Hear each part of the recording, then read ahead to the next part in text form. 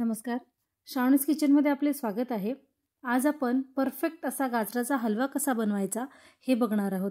सीझनमध्ये आता गाजर आलेले आहेत, म्हणजे मार्केटमध्ये आता गाजर आलेले आहेत. सीझन गाजरांचा आहे. आता या ठिकाणी 3 प्रकारचे गाजर मी तुम्हाला दाखवणार आहे. हे आहे मोठं, हे मध्यम आणि हे एकदम छोटंसं नाजूक साजूक किंवा कोवळं गाजर.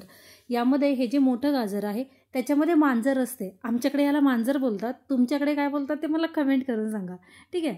बरं, असं हे जे आतला जो पार्ट आहे किंवा गाभा जो आहे गाजराचा, मोठ्या गाजराचा, जे गाजर जाड आहे त्याचा तो काढून टाकायचा आहे. कारण ह्याच्यामध्ये कडवटपणा असतो, त्यामुळे आपला जो हलवा आहे तो तेवढा टेस्टी बनत नाही. पण कोवळं आणि मध्यमवालं गाजर जे आहे ते तुम्ही असंही घेतलं तरी काहीच हरकत नाही आहे. त्याची चव अतिशय उत्तम लागते. इव्हन जर गाजर तुम्हाला हलवा बनवण्यासाठी आणणार असाल तुम्ही, तर ते आणताना गाजर कोवळीच बघून घ्यायची आहेत. कारण त्याच्यामध्ये स्वतःचा एक गोडवा असतो, जो गोडवा आपल्याला हलवा बनवताना अतिशय उपयुक्त येतो आणि हो, तो छानही लागतो. बरं, हे सर्व गाजर घ्यायचे आहेत, त्यांची साल काढून घ्यायची आहे आणि मग किसून घ्यायचे आहेत. तुम्हाला हवं असेल तर तुम्ही बारीक किसणीनेही किसून घेऊ शकता, पण मी मोठ्या किसणीने किसून घेतलेत. कारण आपण हे सर्व किसून शिजवून घेणार आहोत. मग ते शिजवत असताना ते स्मॅश होतं आणि आपल्याला पाहिजे तसं रवाळ टेक्स्चरचा हलवा तयार होतो. बारीक किसणीने जर किसलं तर ते रवाळ न राहता खूपच जास्त मऊसूत होऊन जातो. बरं, आता 1 किलो गाजरासाठी मी 1 लिटर दूध वापरलेलं आहे आणि खवा पण वापरलेला आहे. पण दूध केव्हा घालायचं आणि खवा केव्हा घालायचा हे मी तुम्हाला पुढे सांगणार आहे. त्यासाठी व्हिडिओ स्किप न करता नक्की बघा.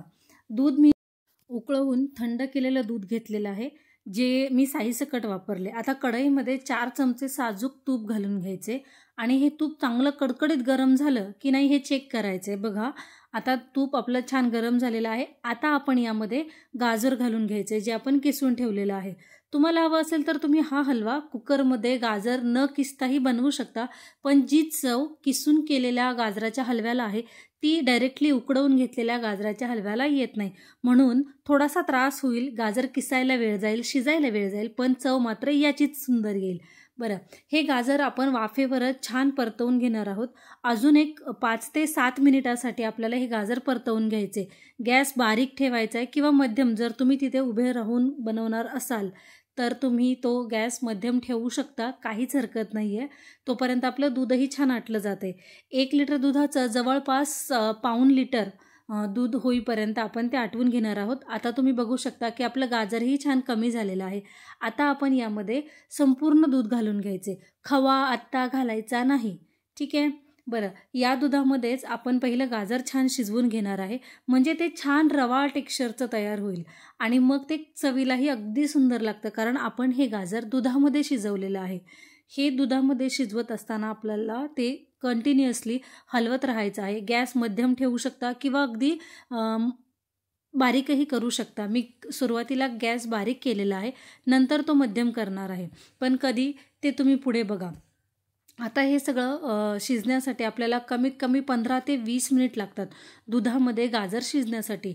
झाकण ठेवायचे आणि शिजवून घ्यायचे. परत मिक्स करायचे, झाकण ठेवायचे आणि शिजवून घ्यायचे. असं करत करत आपल्याला कमीत कमी 15 ते 20 मिनिट लागतातच. यानंतर मग आपण यामध्ये बाकीच्या गोष्टी घालून घेणार आहोत. सुरुवातीला आता मी सुकामेवा कापून घेणार आहे, कारण मी सुकामेवा थोडासा लवकर घालते. दाताखाली आल्यानंतर तो जास्त कडक लागत नाही, तो छान शिजला जातो आणि मऊसूत होतो. शिवाय त्याची चवही छान लागते. म्हणून मग मी पहिला सुरुवातीला सुकामेवा घालून घेणार आहे, कारण या दुधामध्ये आपला सुकामेवा छान शिजला जातो. कापून झाल्यानंतर झाकण काढायचं आहे कढईचं आणि मग हा सुकामेवा सगळा घालून घ्यायचा आहे. मग पुन्हा याला छान मिक्स करून घ्यायचे आणि मग यावर झाकण ठेवून त्यानंतर 1-2 मिनिट वाफ काढायची आहे आणि मग यामध्ये साखर घालून घ्यायची आहे. साखर आत्ता घालायची आहे. जर साखर तुम्ही लवकर घातली तर आपला जो गाजराचा हलवा तयार होतो तो असा कडक कडक लागतो थोडासा, म्हणून साखर नंतर घालायची आहे, दूध आटल्याच्या नंतर. मग साखर घालून झाली की यामध्ये मी 1/2 किलो खवा घालून घेतलेला आहे. खवा मी बाहेरून विकत आणलेला घातलेला आहे. तुम्हाला हवं असेल तर तुम्ही घरी बनवूनही घालू शकता किंवा मग तुम्ही 1 लिटर दुधाच्या ऐवजी इथे 1.5 ते 1.25 लिटर दूध 1 किलो गाजरासाठी घ्यावं लागेल. ते घेतलं पाहिजे तरच आपला गाजराचा हलवा अतिशय सुंदर तयार होईल. ठीक आहे. आता यामध्ये मी खवा घालून घेतला होता. त्याच्या थोड्याशा गुठळ्या होत्या. मग त्या गुठळ्या छान फोडून घ्यायच्यात आणि आता झाकण नाही ठेवायचं आहे लगेच. जर वाटलं तुम्हाला गरज तर ठेवायचं, कारण आपलं गाजर शिजून अगदी तयार आहे. तुम्ही बघू शकता की या ठिकाणी आपलं गाजर पूर्ण शिजलेलं आहे. ठीक आहे. अशाच साध्या सोप्या पण ट्विस्टेड रेसिपीजसाठी श्रावणीज किचनला सबस्क्राईब करायचे, शेजारी जे बेल बटन आहे तेही प्रेस करायचे आणि तुम्हाला हा व्हिडिओ कसा वाटला हे मला कमेंट करून सांगायचे. ठीक आहे. आणि हो, ते मांजराचं ते लक्षात आहे ना, ते पण सांगा तुमच्याकडे त्याला काय बोलतात. ठीक आहे. बरं, आता हे सर्व छान मिक्स करून झालेलं आहे. खवा आणि साखर आपल्या गाजरामध्ये छान मिक्स होऊन गेलेले आहेत. आता याला थोडंसं रिड्यूस करून घ्यायचं. यासाठी गॅसची फ्लेम थोडीशी हाय करायची आहे, जेणेकरून पटकन यामध्ये साखर आणि खवा जो आहे ते मिक्सअप होऊन जातील आणि ते रिड्यूस होऊन जातील. म्हणजे आपल्याला गाजराचा हलवा जास्त पातळ नाही लागणार ते, बरोबर. मग आता याचं फ्लेम कमी जास्त करून आपण याला रिड्यूस करून घेतलेला आहे. आता यामध्ये वेलची पूड घालून घ्यायची. या सर्व गाजराच्या हलव्यासाठी मी 1 चमचा वेलची पूड घातलेली आहे.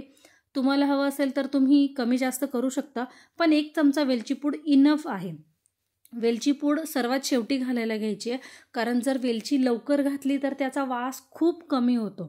इवन त्याचा जो स्मेल आहे, जी टेस्ट आहे ती पण राहत नाही. म्हणून वेलची पूड लेट घालायला घ्यायची. आता यामध्ये घालायचे तूप, साजूक तूप. 3 चमचे साजूक तूप कडकडीत गरम करून घालायचे, जेणेकरून आपला जो हलवा आहे तो दिसायला अतिशय सुंदर दिसतो. शिवाय खाताना जी तुपाची चव येते ना, ती अतिशय सुंदर लागते. म्हणजे सर्वांनाच, अगदी लहानांपासून तर मोठ्यांना सर्वांनाच आवडते. बरं, आता आपला हलवा पूर्ण तयार झालेला आहे. तो दिसायलाही अगदी सुंदर तुकतुकीत असा दिसतोय. ठीक आहे. आता तो ताटात काढून घ्यायचा आहे, कारण जास्त गरम आपण हलवा खाऊ शकत नाही आणि तो तयार झाल्यानंतर जास्त वेळ वाटही बघू शकत नाही. म्हणून मग तो ताटात काढून घ्यायचा आहे आणि मग गार्निशिंगसाठी त्यावरून थोडेसे काजू, बदाम, पिस्ता ह्याचे जे काप आहेत ते घालून घ्यायचेत. पण एकदम पातळवाले स्लाईट जे असतात काप ते घालून घ्यायचेत. आणि मग काय झाला, आपला हलवा तयार आहे. तो तुम्ही आरामात खाऊ शकता. अशाच रेसिपीजसाठी श्रावणीज किचनला सबस्क्राईब करा. शेजारी जे बेल बटन आहे तेही प्रेस करा.